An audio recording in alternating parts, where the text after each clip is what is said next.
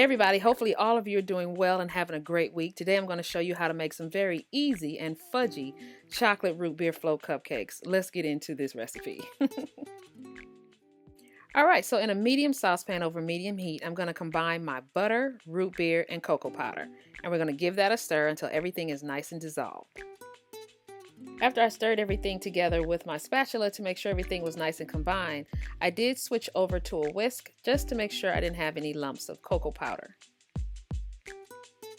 Just as all of the ingredients in the mixture start to melt, I'm going to go ahead and add my white granulated sugar and some brown sugar. And I'm going to stir that up until that sugar is nice and dissolved. This will only take about 2 or 3 minutes, and I still have the fire over medium heat. There's no need to blast or boil this mixture. Just let it take its time and it'll dissolve and look very coffee chocolatey like this.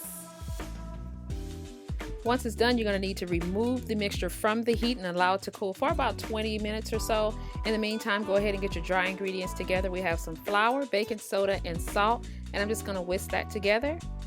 And as you can see, for this recipe, we do not need a hand mixer or a stand mixer. You can do all this by hand. So I'm just going to pour the cool chocolate mixture right into the dry ingredients and give that a stir. Now I'm going to whisk this batter just until it comes together. You're not going to try to get every single lump out. You're going to get most of them out. And then what I'm going to do is add my root beer concentrate. That is root beer concentrate, and we'll talk about that in a minute. And then I'm going to add 2 beaten eggs, and I'm just going to keep on whisking until most of the lumps are out. But it's not going to be a really smooth mixture, okay? But just make sure you don't have any dry bits of flour. So on to the root beer concentrate. I bought this at Walmart, and root beer concentrate is heavily available now because people are into making their own soda.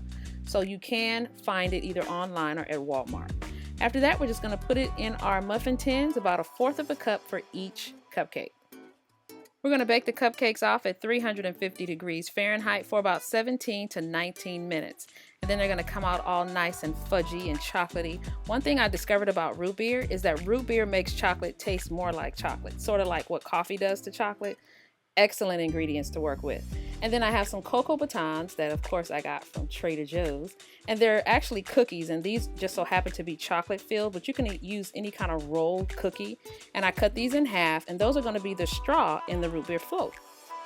Now for these cupcakes, I'm using a cream cheese frosting, and I'm also going to include in the recipe a simple vanilla buttercream, so you'll be able to choose between which one you want to do. They're very easy, and all you have to do is whip all the ingredients together. And then after that, I'm just going to stick one of the batons right into the cupcake, and it looks like a root beer float, right? Now while I was making these cupcakes, another recipe popped into my head looking all chocolatey and good. Don't it look good? But another recipe popped in my head, and you guys will see that in another video. So I was taking these to work, so I just popped everything in these plastic cupcake holders. That way when I get there, I can leave these because they ain't getting my good Tupperware. Thank you guys so much for joining me. You know I appreciate it when you come and cook with me and hang out. Don't forget, this recipe and others can be found at gdseasoning.com. And I'll see you guys next time.